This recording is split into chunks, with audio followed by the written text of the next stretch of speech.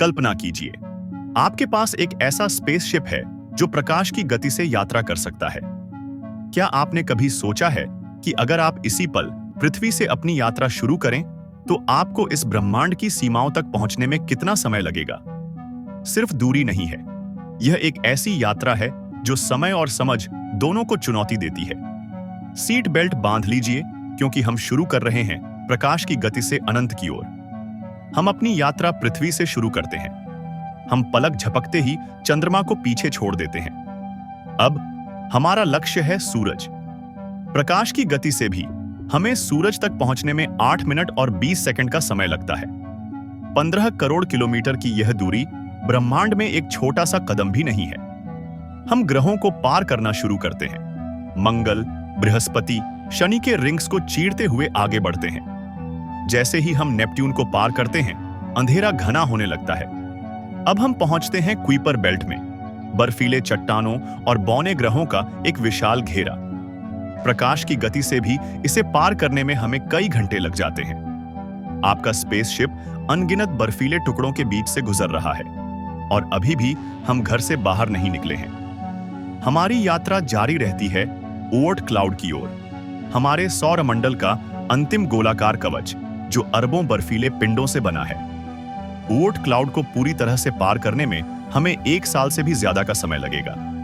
सोचिए, 1 साल की यात्रा सिर्फ हमारे घर के आंगन को पार करने में लगी, और इस दूरी से हमारा सूरज किसी दूर के साधारण तारे जैसा दिखाई देता है। अब हम खुले अंतरिक्ष में हैं। हमारा अगला पड़ाव, हमारी अपनी आकाशगंगा मिल्की वे का केंद्र। हमारे सबसे करीबी पड़ोसी तारे प्रॉक्सिमा सेंटरी तक पहुंचने में हमें लगभग 4.24 साल लगेंगे। यह तारों के बीच की दूरी का अंदाजा देता है। अब हम मिल्की वे के मुख्य भाग की ओर बढ़ते हैं। यह एक सर्पिल चक्राकार द्वीप है जिसका व्यास लगभग 1 लाख किलोमीटर है। लाइट ईयर्स है।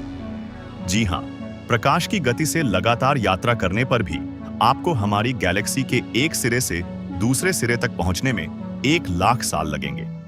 इस यात्रा के दौरान आपका स्पेसशिप 200 अरब से 400 अरब तारों के बीच से गुजरेगा। यह संख्या अकल्पनीय है। हर जगह नए तारे, नए ग्रह और नए रहस्य। आपके सामने पृथ्वी पर मौजूद रेत के कणों से भी ज्यादा तारों का एक महाद्वीप फैला हुआ है। अंततः हम मिल्की वे के किनारे पर पहुंचते हैं और एक पल के लिए रुकते हैं। पीछे मुड़कर देखने पर हमारी मिल्की वे खुद भी अंतरिक्ष के अंधेरे में सिर्फ एक छोटा सा द्वीप दिखती है। अब हमारे सामने है आकाश गंगाओं का महासागर। हम अपनी पड़ोसी गैलेक्सी एंड्रोमेडा की ओर बढ़ते हैं। प्रकाश की गति से भी हमें वहां पहुंचने में लगभग 25 लाख साल लगेंगे। लेकिन एंड्रोमेडा तो बस शुरुआत है। वैज्ञानिकों का अनुमान है कि हमारे ऑब्जर्वेबल यूनिवर्स में लगभग 200 अरब से ज्यादा ऐसी आकाशगंगाएं मौजूद हैं। हर आकाशगंगा अरबों खरबों तारों का अपना एक द्वीप है। 200 अरब आकाशगंगाएं, हर एक में 200 अरब तारे। यह गणना हमारे दिमाग को चकरा देती है। यह अनंत का गणित है। हमारा अवलोकनीय ब्रह्मांड लगभग 93 अरब प्रकाश वर्ष के व्यास में फैला हुआ है। यह वह दूरी है जहां से प्रकाश हम तक पहुंच सकता है। सोचिए, हम अब भी प्रकाश की गति से यात्रा कर रहे हैं, और हमें इस ज्ञात ब्रह्मांड के किनारे तक पहुंचने में 46.5 अरब साल लगेंगे। इस सफर में सबसे रहस्यमय बात यह है कि जब आप सबसे दूर की आकाशगंगाओं को देखते हैं, तो आप वर्तमान को नहीं देख रहे होते हैं। आप उस प्रकाश को देख रहे होते हैं जो अरबों साल पहले चला था। आपका दूरबीन एक टाइम मशीन है जो आपको ब्रह्मांड के अतीत में झांकने का मौका देती है। लेकिन रुकिए, यह 93 अरब प्रकाश वर्ष की दूरी भी पूरे ब्रह्मांड की सीमा नहीं हो सकती। ब्रह्मांड लगातार फैल रहा है। वैज्ञानिक मानते हैं कि ब्रह्मांड इससे कहीं अनंत गुना बड़ा हो सकता है, जिसे हमारी कल्पना भी छू नहीं सकती। हमारा अवलोकनीय ब्रह्मांड पूरे ब्रह्मांड के महासागर में सिर्फ एक झरने का बुलबुला हो सकता है। अब हम बात कर रहे हैं जेम्स वेब स्पेस टेलीस्कोप की, जो मानव इतिहास की सबसे बड़ी और सबसे शक्तिशाली स्पेस ऑब्जर्वेटरी है। जेम्स वेब स्पेस टेलीस्कोप सिर्फ हबल का अगला संस्करण नहीं है, ये एक बिल्कुल अलग तकनीक पर काम करता है। हबल मुख्य रूप से विजिबल लाइट में देखता था, वही जो हमारी आंखें देखती हैं। लेकिन जेम्स वेब स्पेस टेलीस्कोप मुख्य रूप से इंफ्रारेड लाइट को देखता है। आप पूछेंगे, इंफ्रारेड लाइट क्यों?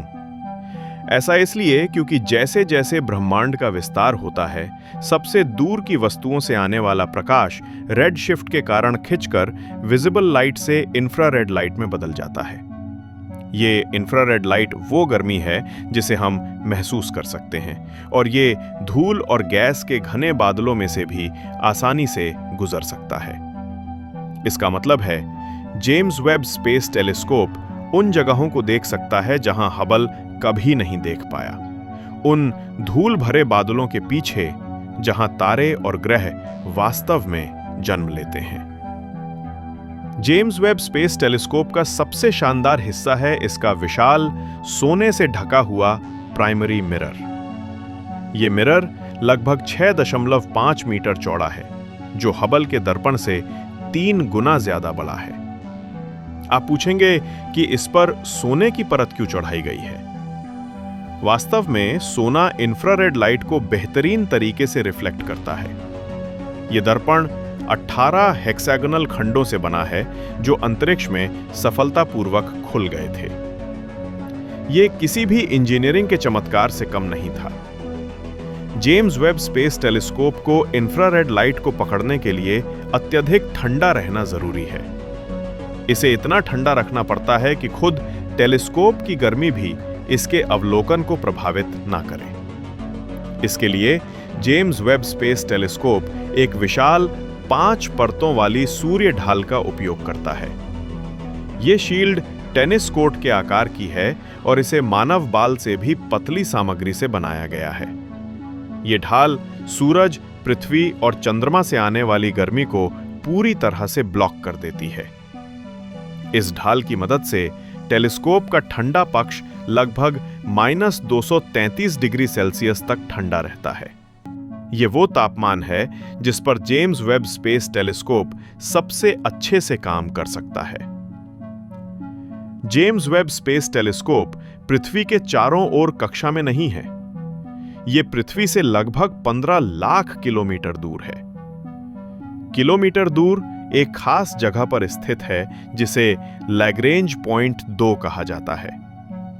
इस स्थान पर पृथ्वी और सूर्य का गुरुत्वाकर्षण बल संतुलित रहता है, जिससे जेम्स वेब स्पेस टेलीस्कोप को अपने सन शील्ड को हमेशा सूरज, पृथ्वी और चंद्रमा के विपरीत दिशा में रखने में मदद मिलती है, जो इसे ठंडा रखने के लिए बेहद जरूरी है। जेम्स वेब स्पेस टेलीस्कोप हमें ब्रह्मांड के सबसे पहले तारे और आकाश गंगाएं दिखा रहा है। हमारे ब्रह्मांड की कहानी के उन अध्यायों को खोल रहा है जिनके बारे में हम केवल कल्पना ही कर सकते थे।